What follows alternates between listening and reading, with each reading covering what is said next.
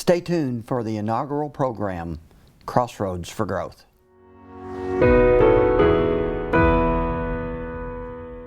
Hi, I'm George Bray. Welcome to the inaugural program, Crossroads for Growth. It's a program that we've worked on here in the city to discuss with all of our people in the community the efforts that we're making to grow this community. There's a lot of people working on that all over the community, but today we're going to talk about economic development and job growth. And today our first guest on this program is Bruce Wilcox, CEO of the Greater Paducah Economic Development Corporation, GPED, as people know it. Welcome, Bruce. Thank you. It's an honor to be here. Appreciate the opportunity. So just to kick this off, just quickly tell us a little bit about yourself and how you got here. Sure. So my name is Bruce Wilcox. I am the president and CEO of Greater Paducah Economic Development. We'll call it GPED going forward, just to keep it short.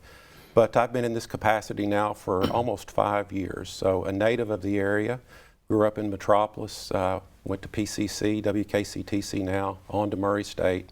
Lived in Nashville for about 4 years, and I've been back here 30 years. So honored to be in this position and try to grow some jobs for the region and the community. Great. So tell us, it's great to have you, and tell us a little bit about the role of GPED.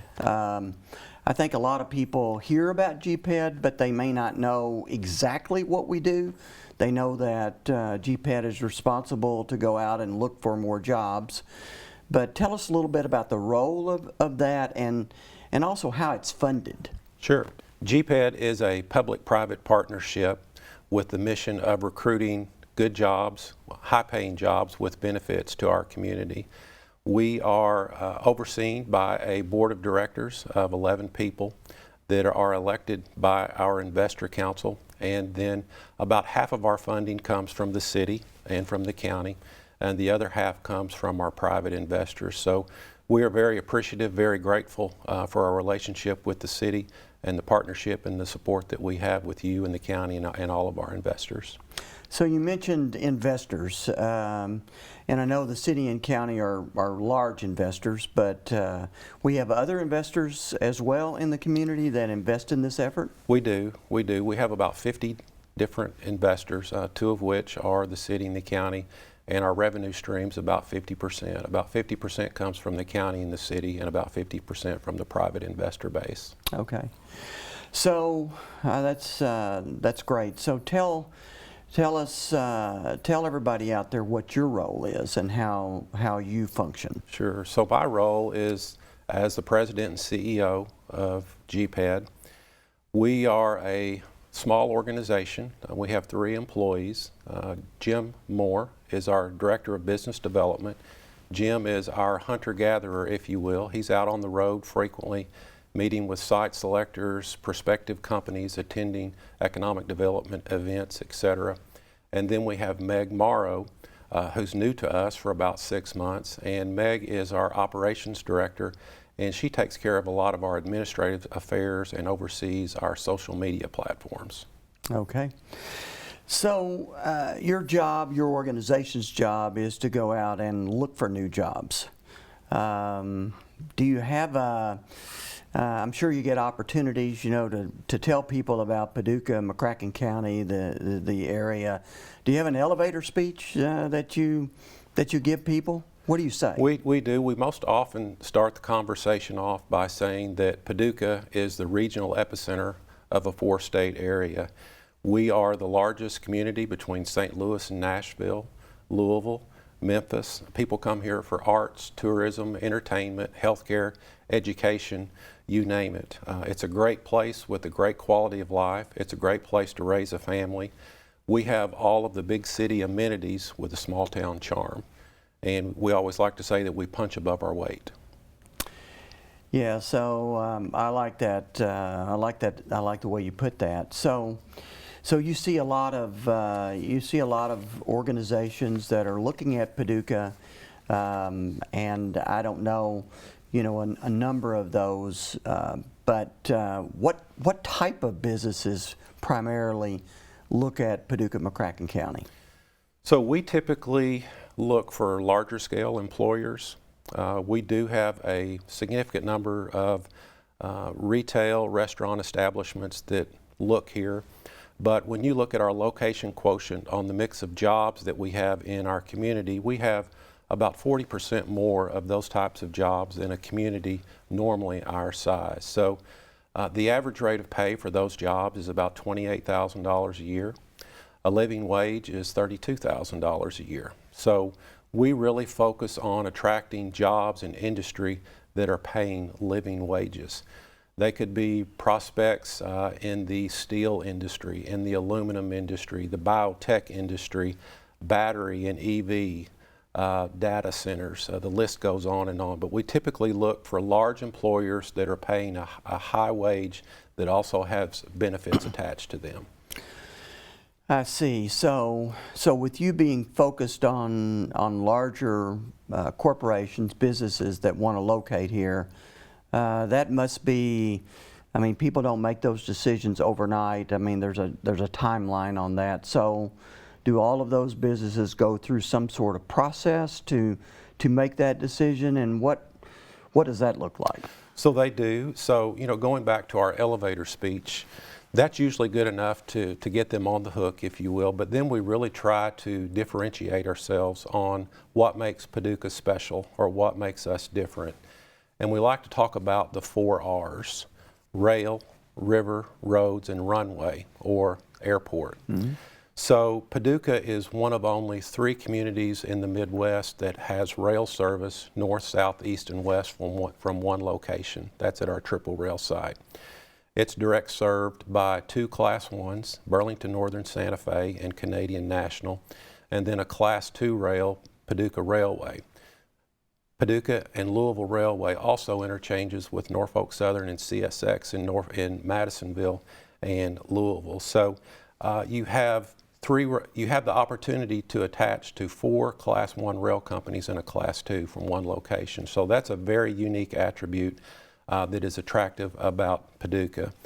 The second R would be river. We like to call ourselves the inland marine capital of the United States. About 75 to 80% of all inland marine traffic passes by the confluence of the Mississippi and Ohio rivers about 40 miles from here. The Olmsted Dam is the newest dam in the inland marine system. It has raised the draft here in Paducah about 5 or 6 feet, and that's important because marine companies can transport heavier cargoes as they are going up north up the Ohio River. We're in very close proximity to the Mississippi, the Cumberland, the Tennessee, and of course the Ohio River. So river is a very unique access that we have here as well. And then the road infrastructure here is unique as well because we have I-24 that provides access east and west, and now with I-69 being just 25 miles from here, we have north-south capability as well. So we always like to quote the 250-mile statistics, and that's important because that's typically the distance a truck driver can go out and back in a day's time with his service hours. If you were to draw a ring around Paducah, you'd reach 21 million people. That's a significant number. That's even more people than you reach from a large intermodal facility such as Memphis, Tennessee. So that's a very unique benefit for us as well. And then, of course, another asset or the 4th R that you're very familiar with and passionate about is the runway or the airport and Barkley Regional Airport. So the new $42 million terminal, direct access flights to Charlotte with international connectivity. That's a very unique thing that most communities our size cannot say that they do have. Yeah, that's a great point. I'm glad you brought that up. I mean, you know, there's a lot of people in this community that did work very hard, you know, to get the new airport terminal out there. And of course, we've got one airline out there, and we're working to get a second airline. But but without that airport, you know, that really puts us at a severe disadvantage, you know, in recruiting, you know, companies that are coming this way. It is. We do have a significant amount of international interest, and it's convenient for international travel to make the connection through Charlotte, and then you can be here in Paducah. I know myself, I do spend a fair amount of time in D.C. I can leave my home by 6:30 in the morning, and I can be in Washington, D.C. by 12 or 1 o'clock. So it's very convenient. Very Right. appreciative of having that. So let's go back to the process, Bruce, that companies go through. I want to drill down on that just a little bit. I mean, I've been involved with you on a couple of not necessarily site visits, but meetings where CEOs and senior people come in. So when they go through a process to look at a community, kind of how do they approach that, and what does it really take to get them here to actually experience our community? So most large-scale projects are going to utilize the service of a site selector. And a site selector is a company or an entity that helps them choose a location. It might be anywhere in the United States or could be anywhere in the world. So that's when we look at our recruiting strategy, that's one of the avenues that we pursue to maintain strong relationships with site selectors and get in front of them and make sure that they are aware of our offerings. So from the site selector, an RFI or request for information is typically sent out. Typically those come through the state. The site selector typically goes through the state for the large-scale projects because that's where the most incentives are going to be available. And then most state economic development organizations are very well aware of the offerings throughout the state, so they'll know where a project will best be sited. So from that, the state typically sends out the RFI. We complete the information, and the RFI would include items that are key to the project's success. It could be they might need a lot of power. Maybe it's 50 megawatts, maybe it's 500 megawatts. They could need a lot of processed water. We've recently had a project that needed 8 million gallons of processed water. They could need a logistical advantage from a distribution standpoint. So we try to tailor our RFI responses to that. So from that standpoint, we send them back. The site selector reviews them. It's a process of elimination. It's very, very competitive. And from that, they narrow the sites down. And then they might choose to do a virtual site visit, or they might do an actual on-site visit where they actually come to town. You mentioned incentives, and I think the people that wonder about how we're recruiting companies, they wonder, if the city and the county are handing out big checks to companies. I mean, and certainly the city and county have to evaluate the opportunity to provide incentives for these companies. But tell us a little bit about incentives, where they come from, state, city, county. Just go into that a little bit for the average person listening out there. So as a general rule, when a project comes to town, and if the first thing they ask about is what can you give me, or what type of incentives can you give me, that's a red flag. Because typically incentives are the icing on the cake. They are not the things that are going to make the projects or succeed or fail. They're just going to make the project more profitable. So incentives are very important. Most incentives are performance-based. The state of Kentucky has what's called the KBI, the Kentucky Business Investment Program. They're typically rebates of corporate income taxes or rebates of payroll taxes. There's a KIA program, a Kentucky Enterprise Initiative Act, that's a rebate of sales tax. There are Bluegrass Skills state training grants that are available, but there are those types of things that will assist a company in succeeding long-term to improve their bottom line. From the local level, as well as I do from some of the projects we worked on together, our sources of rebates are somewhat similar. You'll see people ask for rebates of payroll taxes. It might be an abatement of property tax through an internal revenue bond or something like that, discounted or free land. Just creative ways that we can try to do to help them offset their upfront capital costs and help them be profitable long term. Yeah, you made a really good point, I think, is if a company comes in and they lead with the fact is, what are you going to give me, rather than really looking at the community. and seeing if it's the right place for them. I think that's a big red flag. It is. And I think that's an excellent point you made. It is. We really try to hone in on what's key to the company, and then we tailor our presentations accordingly. Right. And try to adapt and show the operational things that we can help them be profitable from their operations here before we go to the incentives. So let's move off of that just a little bit, and I think everybody out there knows that it's challenging, to attract huge new projects. Tell me some of the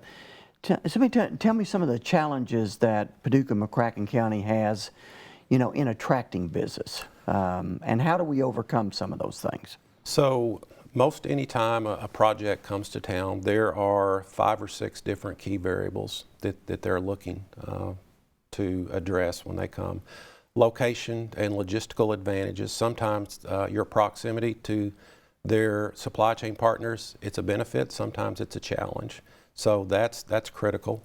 Again, we try to play off all of our logistical advantages from the 4 R's that we talked about, and then we try to find out who their supply chain partners are and share some benefits there.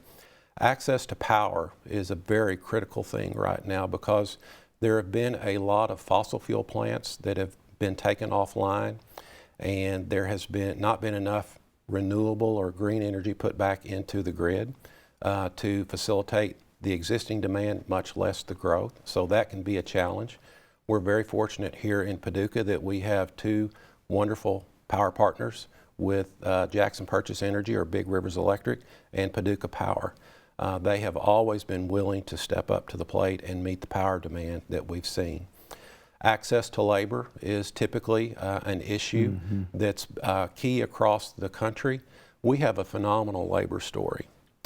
When people understand our labor shed, we have people commuting to Paducah from a 50-mile labor shed. We have 1,700 zip codes that migrate into McCracken County for work every day. The only other community in Kentucky that has a larger commuter inflow are those that are contiguous with Cincinnati. We have 243,000 goods producing worker or civilian workforce in our labor shed.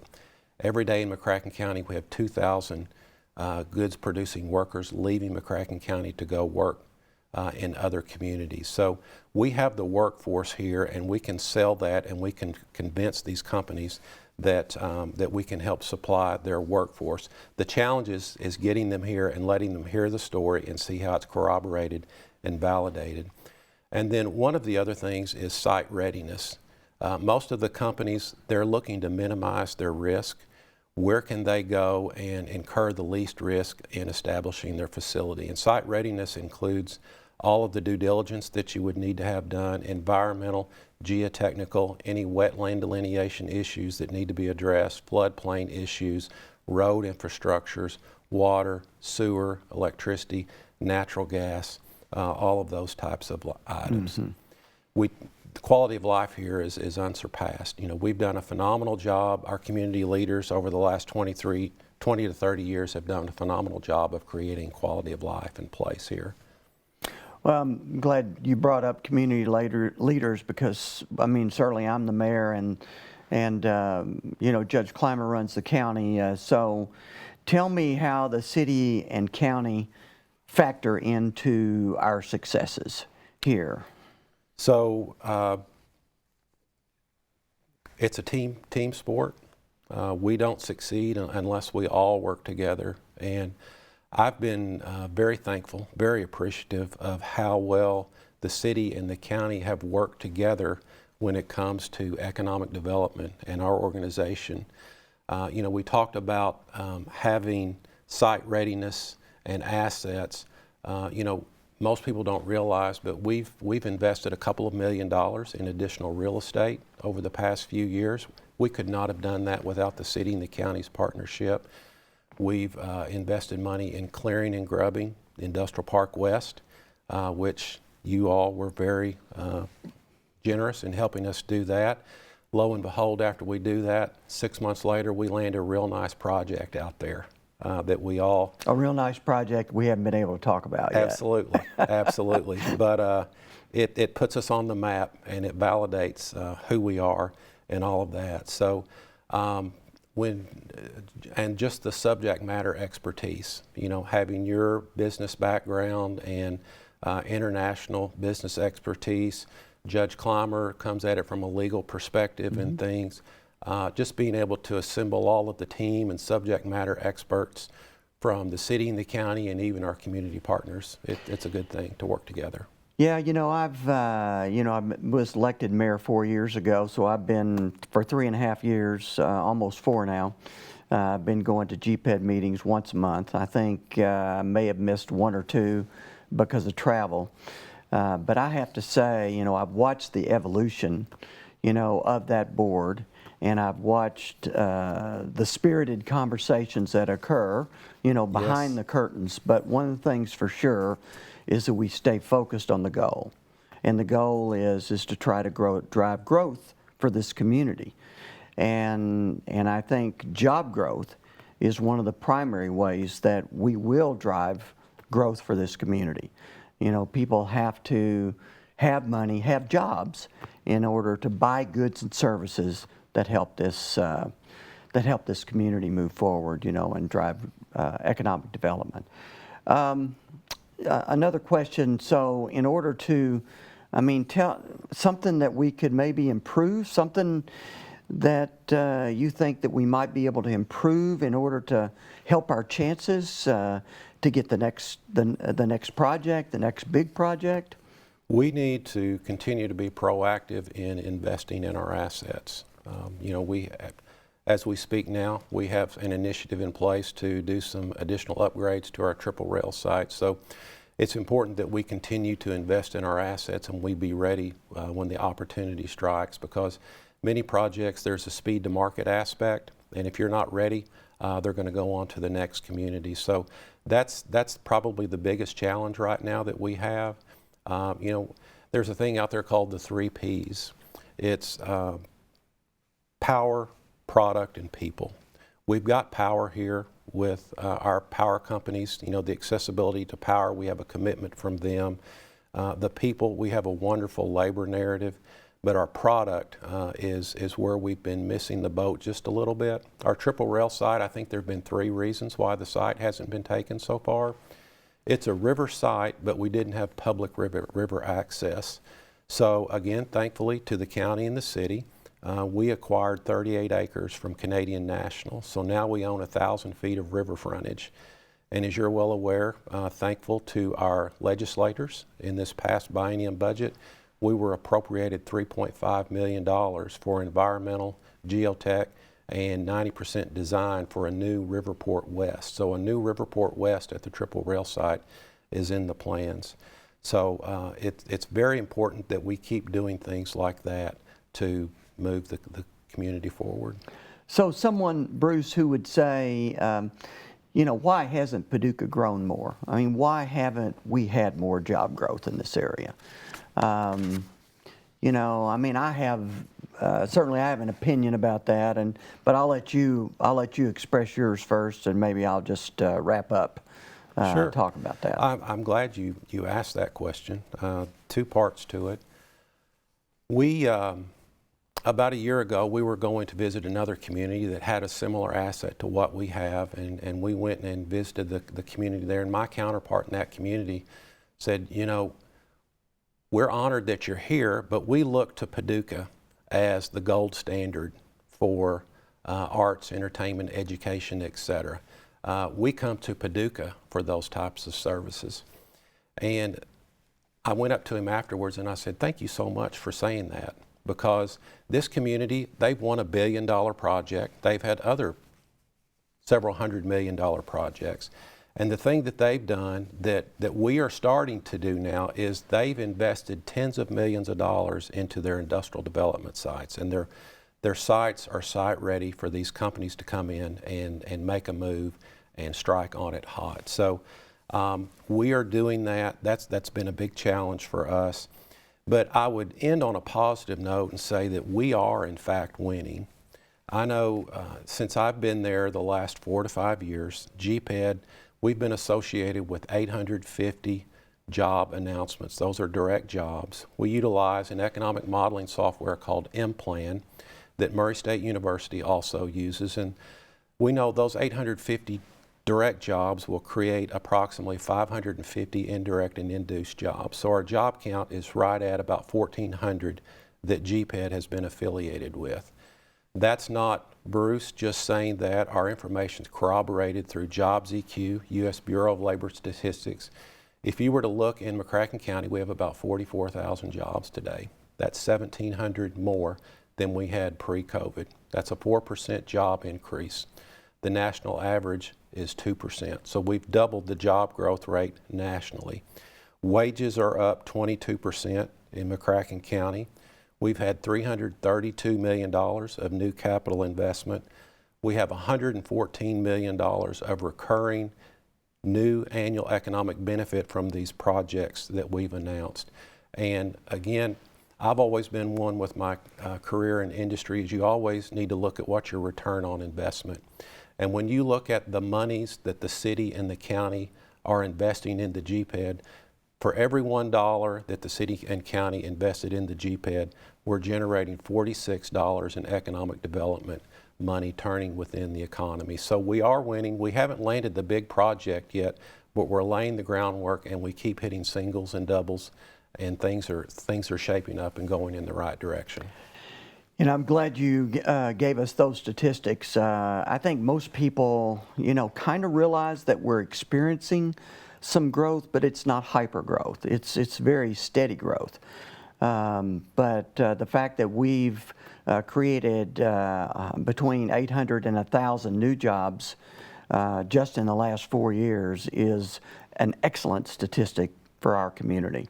So I know I can speak for myself with my experience working with you, Judge Clymer, and the entire GPED board, that we really have a team effort, that's out there pounding the pavement every day, looking for projects.